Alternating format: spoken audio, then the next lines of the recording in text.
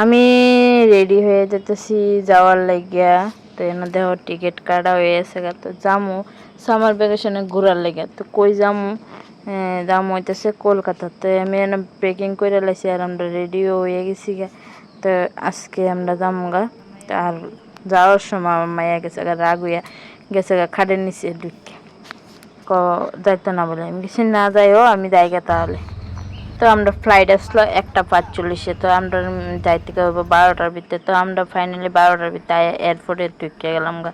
তারপর boarding pass করে সেটা তারপর গেলাম গা উপরে। এবার তো বইয়া থাকতেই কারণ কেড়ে টাইম হয়েছে না। তারপর বইয়া সাইডের দিকে দেখতেছি এয়ারপোর্টের সবটা। তো তোমরা লোকও শেয়ার করতেছি।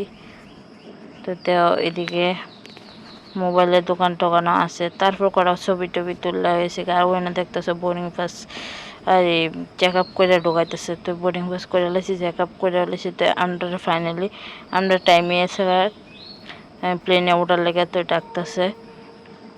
তারপরে আমরা যাইতেছি গে তিনজনে। তো আমরা যাবো এয়ার ইন্ডিয়া দিয়ে, ঠিক আছে। তো তারপরে আমিও অনেক খুশি কারণ আমার প্রথমবার এই প্লেনের জার্নি, আমার মেয়েরও প্রথমবার। তো আমরা তো অনেকটাই ভয় লাগতেছে, দেওয়া মুখের কাটিংটা খুবই খারাপ হয়ে গেছে, শুকাই গেছে মুখটা। তারপরে আমি সিট বেল্ট লাগাই লেছি, মেয়েরও লাগাই দিয়ে লেছি। তারপর দিয়ে প্লেন আস্তে আস্তে উঠতেছে আর মনের মধ্যে এই ভয় জাগতেছে। তো প্রথমে যে সময় প্লেনটা উঠতেছে আর এত ভয় করতেছিল, মানে অস্বাভাবিক কোনের মতন। আর এখানে দেখতেছে প্লেনটা অনেকটা স্পিডে উঠতেছে। তারপরে এই যে আকাশের উপরে জার্নিং দিয়ে লাগছে আর আকাশ থেকে দেওয়ার নিজ বাড়িগুলো কত সুন্দর লাগতেছে। বাড়ির একটু একটু একটু একটু দেখা দিতেছে আর গাছপালা তো প্রচুর দেখা যাচ্ছে, কি ভালো লাগতেছে। তো তোমরা লোক শেয়ার করলাম। আর আমি কিন্তু ভিডিওটা করছি না কারণ আমি তো মধ্যে চুপ করে বেরিয়েছি। আমার হাজব্যান্ড রাতে মোবাইলটা তেলেছি, তারপর আমার ভিডিওটি করে দিছে।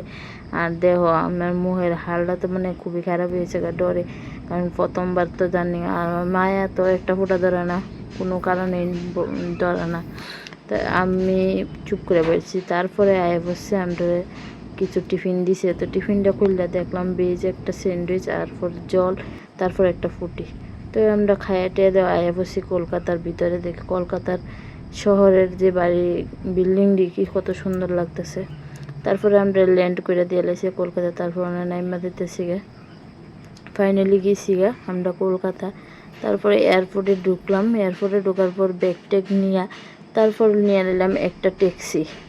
তো ট্যাক্সিটা নিয়ে কোনো না কোনো হোটেলে তো গিয়ে আজকে থাকতে হবে। তারপরে গিয়ে একটা হোটেল নিয়ে নিলাম। হোটেল নেওয়ার পর তো হোটেলটা অনেকটা সুন্দর আসলো। হোটেলের সার্ভিসটাও খুব ভালো আসলো। আমার মেয়ে আর আমি তো খুবই আনন্দ করতেছি। তো আবার নেক্সট ব্লগ লইয়া